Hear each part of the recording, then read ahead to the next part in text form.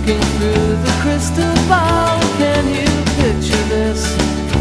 And it isn't sabotage. Ciao and welcome to Gio's Paintbrush, where 5 minutes is all it takes to be blown away by one of the world's greatest artists. It's no secret that I've fallen hard for Italy. We've taken 3 trips to Italy to date and have a 4th excursion in the works. Apart from the obvious connection of our ancestry, I think my attraction to Italy is driven by Italian history. Italians are a proud, imaginative, and diverse group of people who have lived thousands of years of history, culturally speaking.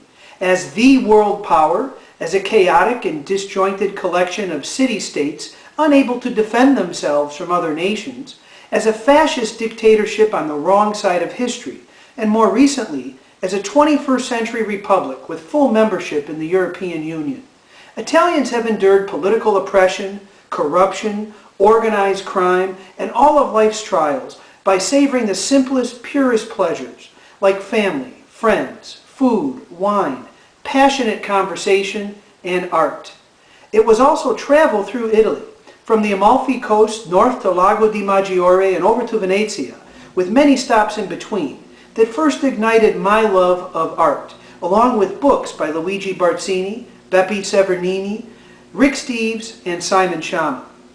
In today's show, we're heading back to Italia, in the region of Lombardy, to Santa Maria della Grazie in Milano, where we'll spend a few minutes trying to capture the essence of Leonardo da Vinci's The Last Supper, covering one wall in the church refectory.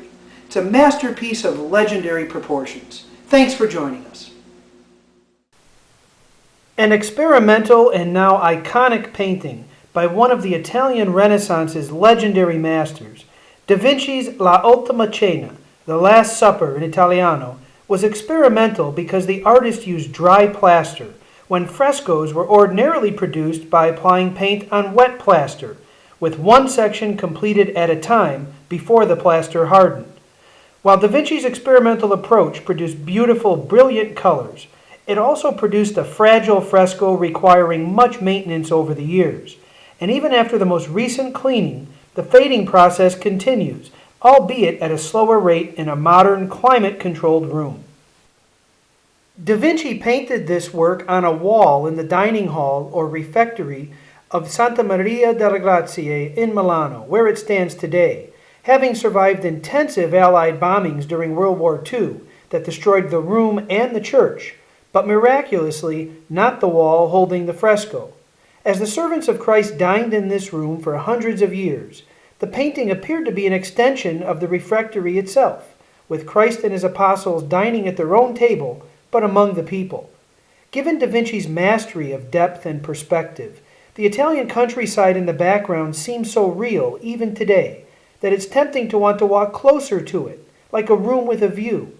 This painting must have been a powerful visual and spiritual element of every meal.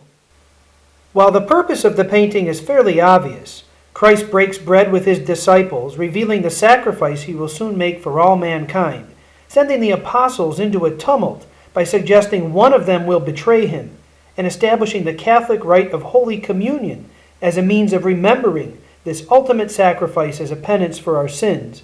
The beauty, the detail, especially on the faces of the apostles, who react uniquely to this revelation, and the symbolism are stunning and complex. While contemporary fiction has carried this painting's symbolism to ridiculous levels, seeing things almost certainly not there, the continued interest in this masterpiece in the 21st century, especially when one considers how many artistic portrayals of this Bible story there have been over the last 2,000 years, is testament alone to Da Vinci's genius. The 12 apostles gather in groups of 3, a number representing the Holy Trinity. The 4 groups foreshadow the 4 Gospels, testament to Jesus' life on earth. In Da Vinci's painting, Jesus, the Son of God and the basis of all of man's hopes, sits perfectly centered in the room, all-knowing, in command. The detailed facial expressions, body language, the gestures of each of the 12 apostles reveals their individual personal responses to Jesus' revelation that one of his own will betray him. When we saw The Last Supper in person in July of 2007, we were mesmerized.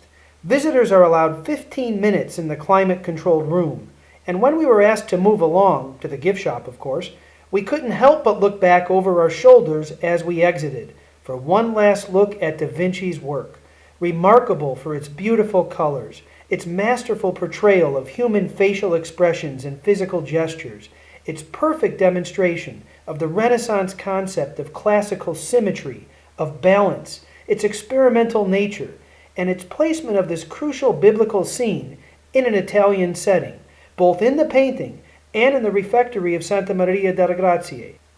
Following our departure from Milano via train, north for Lago di Maggiore, just about 90 minutes after viewing The Last Supper, I envisioned our train traversing the landscape depicted in the painting's background, moving across the Italian countryside while The Last Supper took place. Some of the greatest works of art have the ability to bring the viewer into the scene, to make you a part of it all.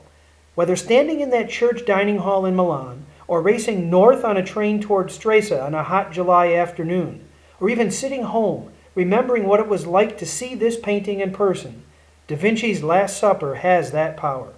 Thanks for joining us. I couldn't picture it like I could when I was 4, and it's picturesque.